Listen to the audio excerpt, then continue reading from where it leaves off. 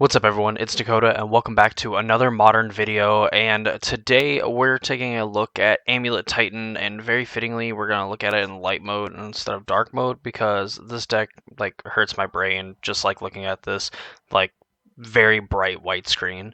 But of course, before we get to the nitty-gritty of Amulet Titan and why the heck we're talking about it, why it's in the modern format, etc., of course, if you're not already subscribed to the channel, please consider subscribing and ringing the notification bell. I post modern content, pioneer content, and other types of creative videos, I should say.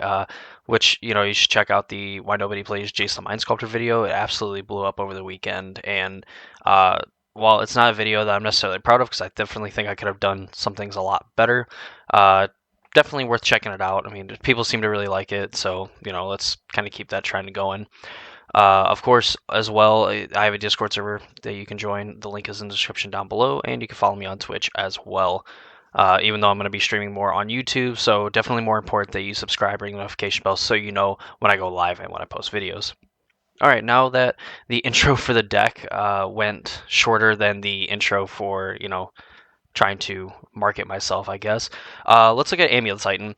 So, Amulet Titan is this deck that is based around the card Amulet of Vigor, which says whenever a permanent enters the battlefield tapped under your control, you untap it. The benefit of this card is that I think very unintuitive for people that don't really know what's going on with this deck. If you have multiple Amulet of Vigors in play, you get multiple untaps. So if you play a Boros Garrison, which comes into play tapped and adds 2 mana, you can essentially untap it, tap it for mana, and then return it to your hand, which is actually a line that this deck takes a lot because of how important bounce lands are and how they interact with the card Amulet of Vigor. So now that we understand why the deck is called kind of Amulet Titan, well, part of it, because Primeval Titan is your payoff for this strategy. So this deck gets to play a lot of toolboxy lands, and Primeval Titan kind of gets to get a lot of these 2 land combos out of the deck. So when it enters or attacks, you search your library for 2 land cards, you put them on the battlefield tapped, shuffle your library. The keyword being on the battlefield tapped, because then it will start to trigger these Amulet of Vigors that are in play. So one classic line is if you have an Amulet of Vigor in play and you generate 6 mana, you go and get Boros Garrison, and then you pair it with Slayer Stronghold.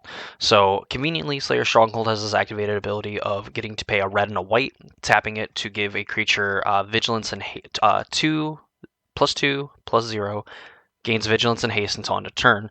So essentially, you can attack with this Titan, play it, go get Boros Garrison Slayer Stronghold, activate Slayer Stronghold to give the Titan, haste and vigilance, attack with it again to re-trigger it, and from there you have a few combos open up to you. If you're playing against a graveyard deck, you can go get a Bojuka Bog and a bounce land. You have Simic Growth Chamber, which is usually your best one, and for some reason showing up in the bottom right hand corner instead of up by my cursor. Let's see if we can move. Nope, it's still just hanging out there. He's a little shy today. So then you have Simic Growth Chamber, you have a Selesnya Sanctuary, you have a Gruul Turf, you have Golgari Rot Farms, so on. You have quite a few bounce lands. So with Bojuka Bog in particular, you could exile your opponent's graveyard, mess with the Murktide decks, mess with people that might be playing Dredge or some of the other Living End, stuff like that. You can mess with their graveyard. Same thing, I guess, with Rhinos as well, since they're playing 2 or 3 Murktide in their main decks nowadays. But then you can go get the bounce land, and then you have the option of bouncing the Bojuka Bog to be able to do it again, and just kind of get this repeatable source of graveyard removal that most decks don't really have, that don't get interacted with by cards like Subtlety and Force and Negation and things like that. Obviously your Titan does, but if you're able to at least get a search out, you can obviously fetch this land and then kind of keep your opponent off of anything meaningful in their graveyard. You have Besageu's, which you can go get and get rid of problematic artifacts, enchantments, or non-basic lands. This is a way that you can disrupt Tron very effectively, because this deck is oddly very good at racing decks like that. You have Valakuts, you have Urza Sagas. Teleria West is like a way that you can transmute to go get Summoner's Pact, which then leads to getting a Titan or like a Cultivator Colossus, even a Dryad of the Elysian Grove, which is how we make Valakut work by making all of our lands mountains, essentially. We can put a bunch of mountains into play and just repeatedly like shoot our opponent for 3 until they eventually lose the game. It's like a way that we don't have to necessarily win through combat with Primeval Titan or Cultivator Colossus. Valakut can do that as well.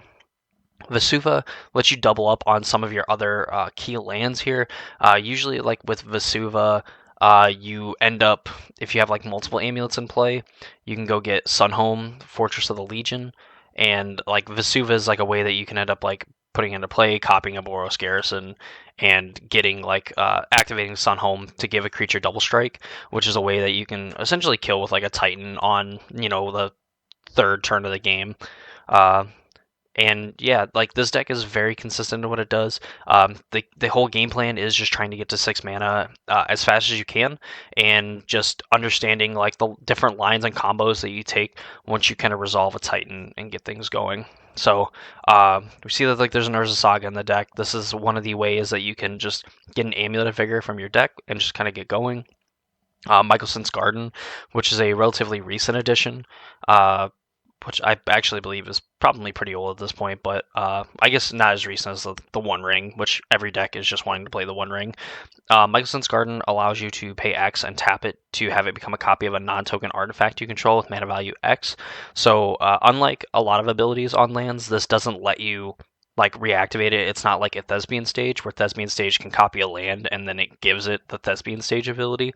Michelson's Gardens allows you to copy a non-token artifact, and then it stays that. So like with Garden, like you go turn 1 Amulet of Vigor, turn 2 play a Michelson's Garden, whatever, off of like your Urza Saga, and then like you can have Garden become a copy of it, and then Urza Saga goes and fetches another amulet, which means 1 bounce land allows you to cast like a Primeval Titan, and that's just like a natural flow of gameplay. And like on turn 1 and turn 2, like it's hard for an opponent to interact with it, because even if they have like a Boseiju of their own, or they have some kind of like land hate, or artifact destruction, whatever, you still more than likely come away with at least 1 amulet in play, which means that these future Michelson's Gardens are going to end up getting more copies. You have other Urza Sagas that will end up getting more copies of it, and the deck has overall become a lot more redundant. Of course, we noticed the introduction of the One Ring to the deck.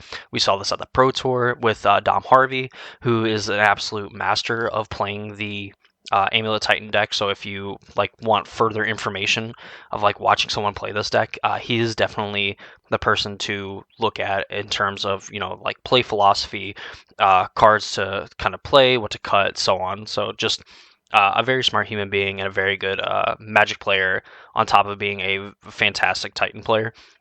The One Ring we know is super powerful, and like this is a way that you can just kind of like draw a ton of cards. I could see maybe it being a little awkward when you want to tutor certain lands, because there is like a way that Primeval Titan, like Amulet Titan, beats itself, and that's if you end up drawing like Boros Garrison, or you end up drawing like Slayer Stronghold or whatever, and you're not able to put a Titan into play and then activate it. Granted, you do have other lines of plays you can go into, like with a crazy amount of amulets in play. Like if you have like 2 or 3 amulets, you're able to just go and get like Simic Growth Chamber plus a Teleria West, and end up making enough mana to where you can bounce a Teleria West, transmute it, and go get Summoner's Pact to then go get a Primeval Titan to then play another Primeval Titan, and just kind of go through it.